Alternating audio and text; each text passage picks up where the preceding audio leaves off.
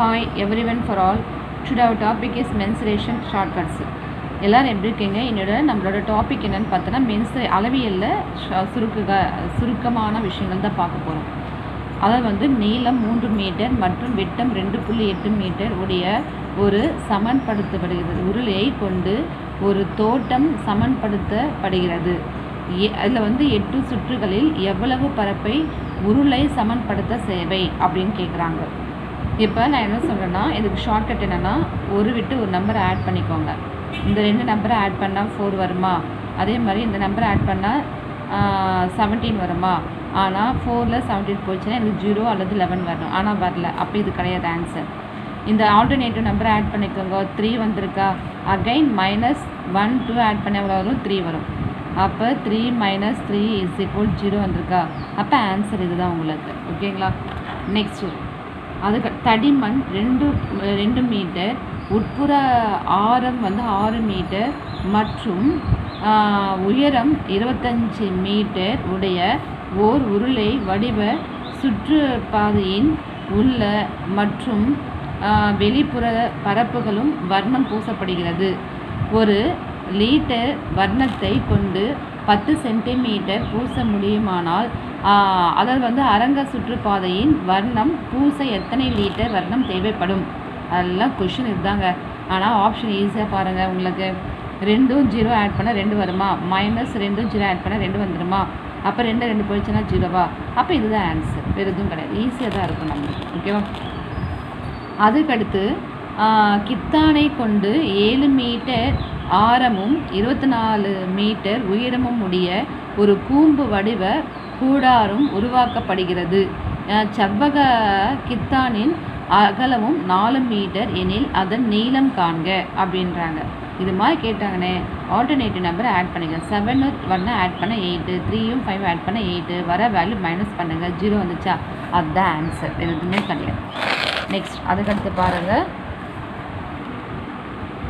ஓர் உள்ளீடற்ற அரைக்கோள ஓடின் உள்ள மற்றும் வெளிப்புற ஆரங்கள் முறையே 3 மீட்டர் 5 மீட்டர் ஆகும். உள்ளே இருக்கிற வெளியே இருக்கிற ஆரங்கள்.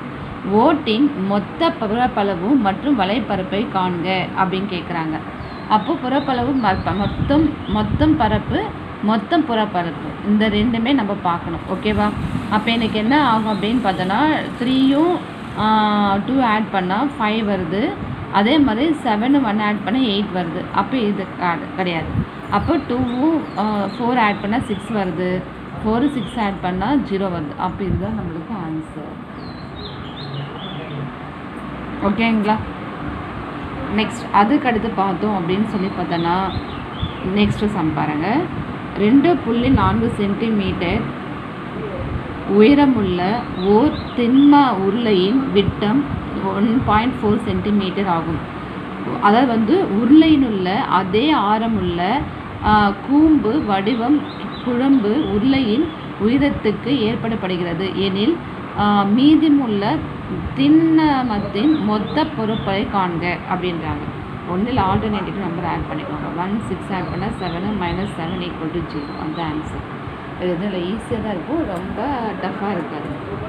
ஓர் திண்ம அரைக்கோளத்தின் அடிப்பரப்பு எவ்வளோ கொடுத்துருக்காங்கன்னா 1386 மீட்டர் எனில் அதன் மொத்த புறப்பரப்பு காண்க.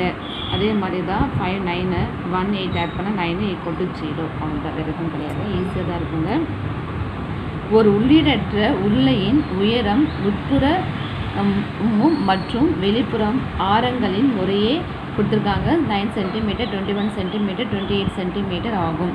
உருளையை உருவாக்குவதற்கு தேவைப்படும் என்ன தேவைப்படும் அப்படின்னு சொல்லி பார்த்தோன்னா, இரும்பியின் கன அளவை காண்க அப்படின்றாங்க.